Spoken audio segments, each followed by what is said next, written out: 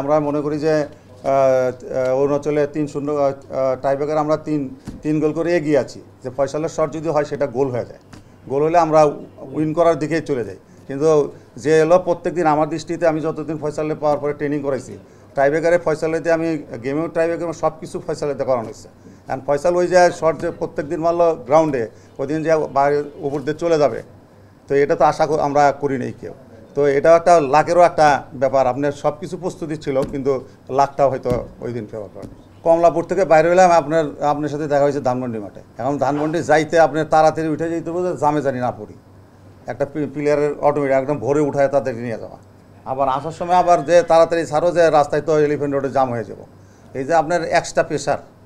আর ওইখানে আপনার উপর থেকে ডরমেটরি থেকে আপনি নামলেন, ট্রেনিং করলেন, ট্রেনিং করে উঠে গেলেন, আর মাঠ হলো আপনার জন্য অ্যাভেলেবেল। আপনি জানেন যে আমরা যাওয়ার পরে আপনার 15 দিন কন্টিনিউয়াস বৃষ্টি হয়েছে, কিন্তু আমাদের একটা সেশন আমরা অফ দিইনি।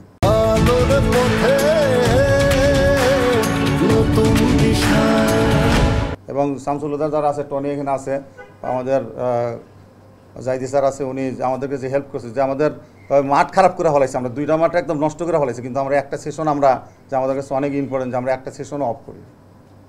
আর আপনার আরেকটা জিনিস হলো, এখানে ঢাকা থাকলে ছেলেরা হয়তো স্যার আমার একটু গুলিস্তান যাইতে হবে, গেলাম আমি একটু জামে টামে পরে আসবো 3 ঘন্টা, কিন্তু শামসুল হুদায় ওখানে যাওয়ার পরে ছেলেরা বাইরে যাওয়ার নাই, আপনি প্র্যাকটিস শেষ, 5 ওয়াক্ত নামাজ, ওখানে হুজুর আছে, নামাজ পড়তেছে আর প্র্যাকটিস করতেছে, খাওয়া দাওয়া চলতেছে। আপনারা জানেন যে আমি 19 টিমেরও ক্যাপ্টেন্সি করেছি, তো এখন আবার তারপরে ন্যাশনাল টিমের সাথে সিনিয়রদের সাথে জামাল ভাই বা আরও যারা সিনিয়র সবার সাথে আমি ট্রেনিং 10 দিনের মতো ট্রেনিং করেছি। তো সেখানে আমি ভালো সময় কাটিয়েছি এবং অনেক ভালো অভিজ্ঞতা পেয়েছি। তবে যেহেতু এটা 17 আমার জন্য বড় চ্যালেঞ্জ, যেহেতু আমি 19 টিমে খেলেছি, সিনিয়র টিমের সাথে প্র্যাকটিস করেছি, তো ওখানে আমি যা শিখেছি এবং অভিজ্ঞতা পেয়েছি সেগুলোই আমি 17 আরও ভালোভাবে কাজে লাগাতে চাই। 22 সাল থেকে আমি ন্যাশনাল টিমে, জুনিয়র ন্যাশনাল টিমের হয়ে খেলতেছি। প্রথমে 20 ফাইনালে ইন্ডিয়ার সাথে লস, তারপর আবার 70 শ্রীলঙ্কাতেই ইন্ডিয়ার সাথে সেমিফাইনালে লস, তারপর 16 ফাইনালে লস, ক্যাপ্টেন ছিলাম আমি, তারপর 17 ফাইনালে লস, ওখানে ক্যাপ্টেন ছিলাম আমি, লাস্ট 19 তাও ফাইনালে। তো এটা আমার জন্য খুবই দুঃখজনক যে আমি বারবার টিমকে অধিনায়ক হিসেবে দায়িত্ব পালন করেও একটা শিরোপা এনে দিতে পারতেছি না। এটা আমিও ফিল করি, অনেক আমারও খুব খারাপ লাগে। তবে আমি প্রতিদিন চেষ্টা করি নিজেকে আরও ইমপ্রুভ করার জন্য, টিমের সাথে সবাইকে নিয়ে একসাথে ভালো একটা কিছু করে অন্ততপক্ষে আমরা ফাইনাল যেন জিততে পারি ইনশাল্লাহ। সেই প্রত্যাশা নিয়ে এবার আমরা আমাদের প্র্যাকটিস শুরু করেছিলাম। ইনশাল্লাহ এবার চেষ্টা করব নিজের সর্বোচ্চটা দিয়ে, আর এটা আমার লাস্ট 17, তো আমি নিজের সর্বোচ্চটা দিয়ে চেষ্টা করতে চাই। এখানে হচ্ছে ডেভেলপমেন্টের একটা বিষয় রয়েছে, যে আমরা অনেক দিন ধরে এলিট একাডেমিতে প্র্যাকটিস করতেছি, আমাদের এখানে অনেকেই আমরা দীর্ঘদিন একসাথে।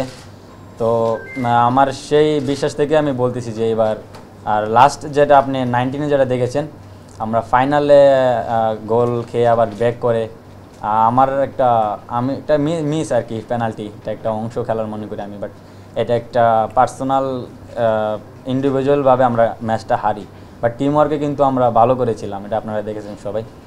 তো ওই অভিজ্ঞতা এবং এক্সপিরিয়েন্সে যার আমরা ন্যাশনাল টিমও প্র্যাকটিস করেছি 4 জনের মতো এখানে, আবার 19-এরও 5 জন আসি। তো সেই ক্ষেত্রে আমার কনফিডেন্স এবং বিশ্বাস যে আমরা এবার ভালো কিছু করব। আন্ডার 19-এর কিন্তু মানিক আপনার যে অ্যাসিস্টগুলো যদি দেখেন, খুব ভালো অ্যাসিস্ট তার ছিল। আর এর মধ্যেও আপনি সে ন্যাশনাল টিমও আপনার জানেন যে কয়েকদিন ট্রেনিংয়ে ছিল। তো আমি মনে করি যে তারা আগের থেকে অনেকটাই ম্যাচিউরড হয়েছে, এবং এই টুর্নামেন্টে আমি মনে করি যে তারা তাদের বেস্ট এক্সপিরিয়েন্সটাই দিতে পারবে। মহিলা টিম আপনি খেলতে কিন্তু এরা এক সময় আপনার রেজাল্ট খুব বাজে হইতো, কিন্তু সবাই এটারে অ্যাকসেপ্ট করে নিত। তারপরে তারা আস্তে আস্তে রেজাল্ট পাওয়া ধরলো, মানে একটা পর একটা স্টেপ তারা রেজাল্ট পাইছে। কিন্তু আমরা কিন্তু যদি দেখেন 19-এর আমরা অনলি 17 ডেইসেরও ট্রেনিং, তো ওখানে আপনার অরুণাচলে আপনার ফুল কম্প্যাক্ট আপনার হলো স্পেকটেটর, তারপরে ইন্ডিয়ার টিমে আপনার বাকি গেমগুলো যে খেলে আসছে।